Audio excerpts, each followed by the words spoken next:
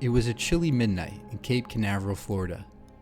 I heard the inland ocean water swashing around and hitting the rocks lining Jetty Park as I set foot on the pier to watch a rocket launch, a cylindrical tube of metal and liquid methane.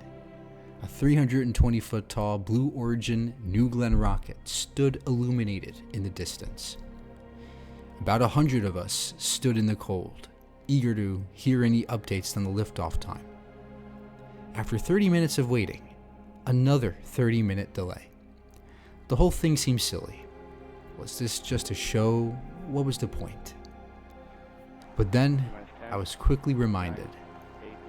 New Glenn's 7 booster engines roared to life, burning tons of fuel and generating nearly 4 million pounds of thrust.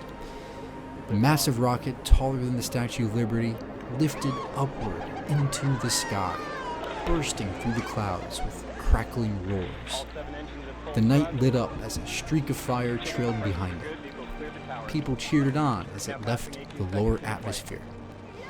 It was a clear demonstration of the immense power, innovation, and engineering required to move such an object off the Earth into the stars.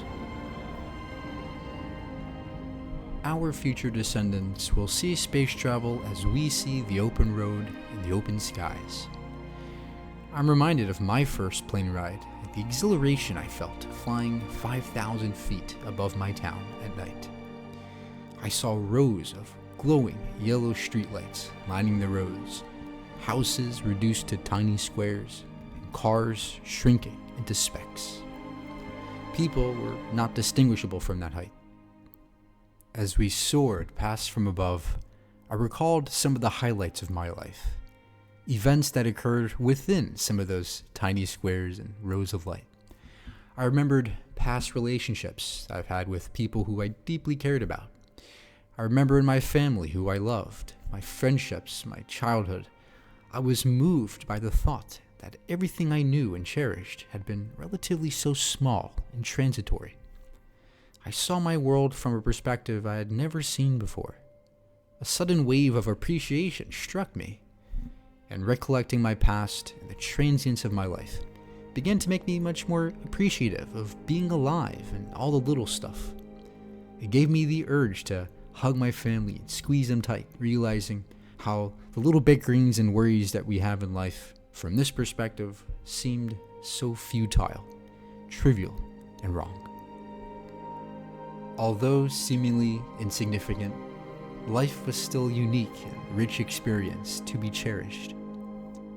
Looking out the plane window from a mile above, I wondered if others could understand this point of view more often. Could we move beyond the hatred and bigotry and division that plague us down there? NASA's initial motivation for landing on the moon in the 1960s was primarily fueled by competition with the Soviets to surpass them in technological power and prowess. It was only after a few of the missions progressed that true exploration and science took the lead. However, after the success of Apollo, NASA abruptly stopped going to the moon. The rockets stopped launching, and its budget steeply declined. It's been nearly 56 years since, and we still haven't been back. Now NASA's objective is mainly exploratory in nature, with telescopes and rovers peering deep into the cosmos, giving us insights into what could be out there in the dark, as well as probes equipped with powerful instruments, performing a reconnaissance of our solar system, searching for life from the comfort of our own home. Elon Musk wants to go to Mars to make humanity multi-planetary and expand human consciousness, a safety net in case something goes wrong on Earth. Jeff Bezos envisions space as a new infrastructure, accessible to future generations the way airplanes are to us, enabling the commercialization and other unforeseeable space endeavors that could perhaps boost the economy. But are these visions short-sighted and pretentious in the face of Earth's perils? With climate change, depleting resources, wealth inequality plaguing us here on Earth, where we have tons of problems, couldn't the trillions of dollars being spent in space instead be spent on Earth?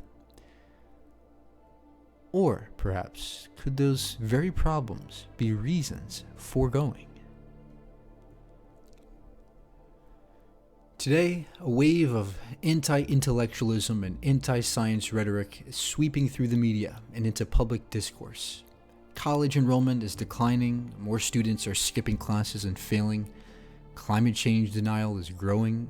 With the rise of the political right, rhetoric like, "We need Jesus back in school," or that America is at war with Satan or demons, that kind of rhetoric is growing in popularity. The other side of the political spectrum is left confused, not knowing how to combat the opposition.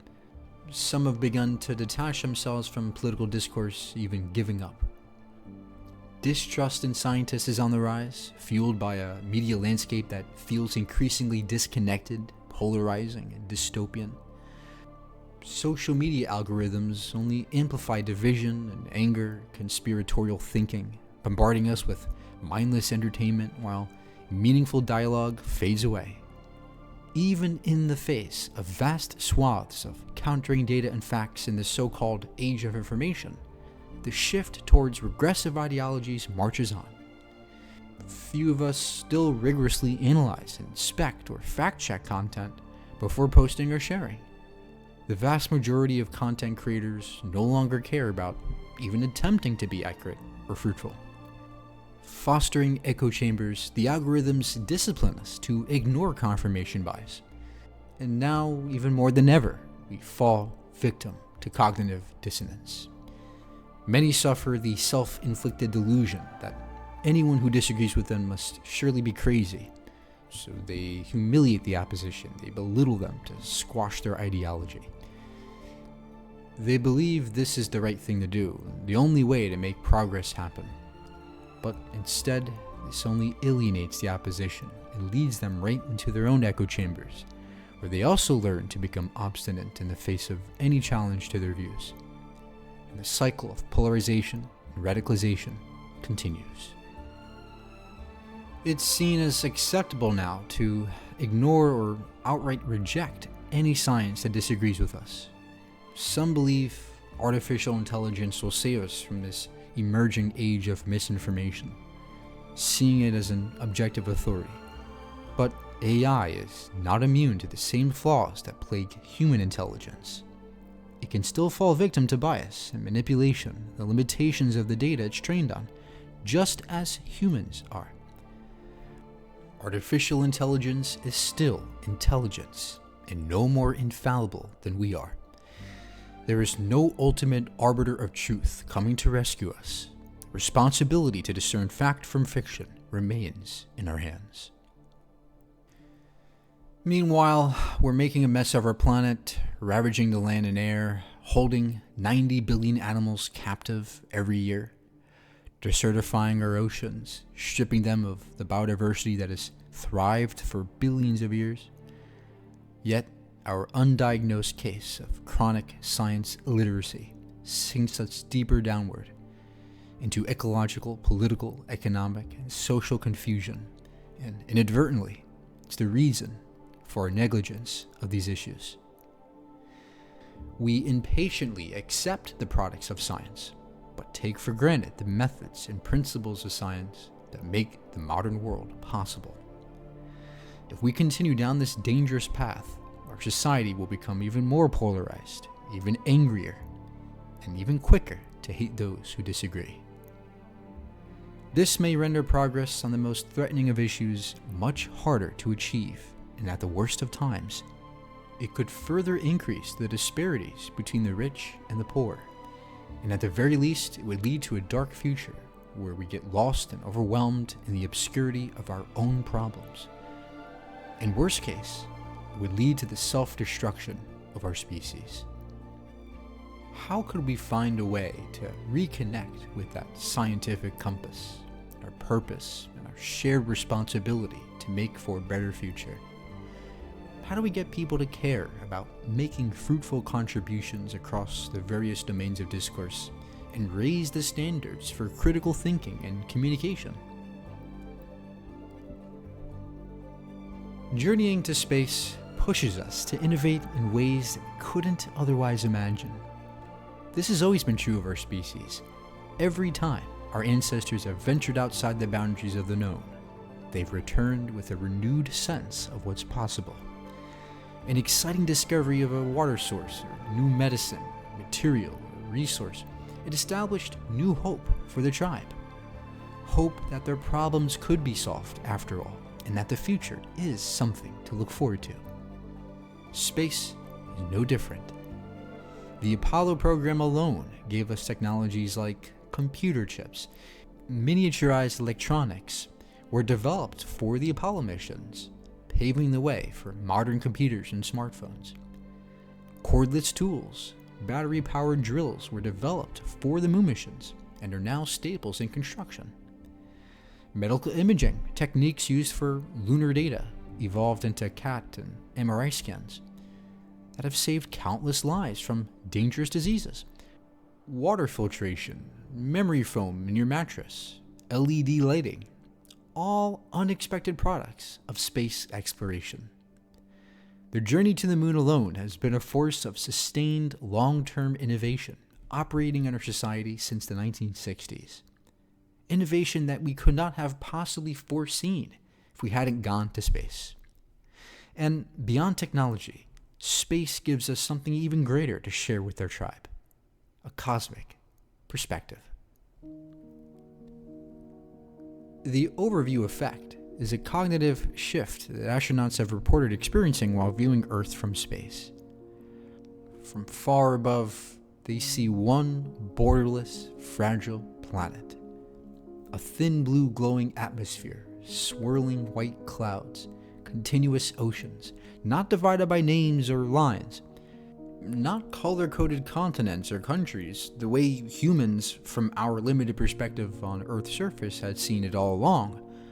No, this was Earth fully displayed by nature, without any self-imposed judgments or artificial divisions. It's all part of one interconnected system, evidence that we all share the same vulnerable planet.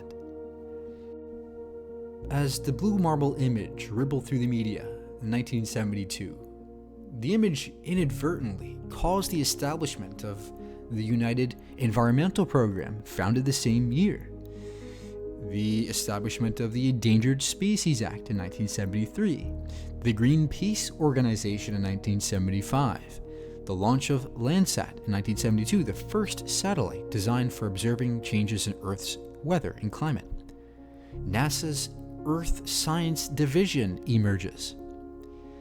Planetary consciousness was on the rise as the newly developed photos of Earth were broadcasted all over the world.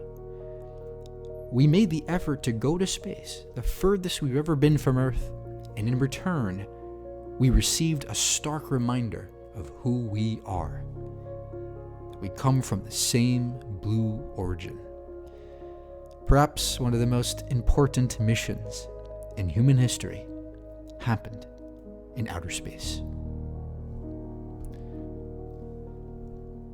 Apollo had a profound impact on science fiction. Star Trek, 2001: Space Odyssey, comic books, and video games. These went on to inspire children, people who were introduced to space through these types of media. A 2019 study by the University of Washington found that nearly 60% of scientists in STEM fields cited science fiction as a key influence on their career path. Exposure to space science yields a positive feedback loop of inspiration, imaginative force that operates on all of us. No matter your circumstances, your background, race, religion, or political ideology, the cosmic perspective infiltrates every aspect of human existence. If more of us truly understood that we are all deeply connected to the cosmos, that we are made of star stuff, that we're a way for the cosmos to know itself, if more of us understood that all humans are genetically linked to one another and share a common ancestry, we might feel a deeper drive to value science and enable curiosity in students in the classroom, and not be so quick to squander it. When we recognize the profound truths of our origins, embrace the deep connections between us and nature, When we revere the cosmos, the pursuit of knowledge and truth becomes all the more meaningful, so that we consciously demand that we raise standards for scientific inquiry and scrutiny in our daily lives. See, when you understand science, you develop the discipline to value truth, even when it challenges your beliefs or defies your preferences. In fact, those challenges only fuel the fire of curiosity in us and get us passionate about partaking in scientific inquiry as a human. You learn to appreciate the steps of the scientific method, the bittersweet reality of how what is true may not always be what's most intuitive or obvious, and why ignoring or distorting the products of science leads to a deprived understanding of the world, something worth confronting and correcting, something you'd be more eager to hold others accountable by. See, that's what we severely lack today.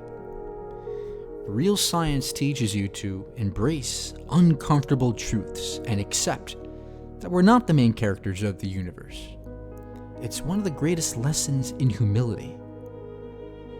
Imagine if every person were aware of this. Every adult, every child, every school teacher, every global leader, every politician, every media figure lived in conscious awareness of the deep interconnectedness that we share among each other and the earth and the cosmos.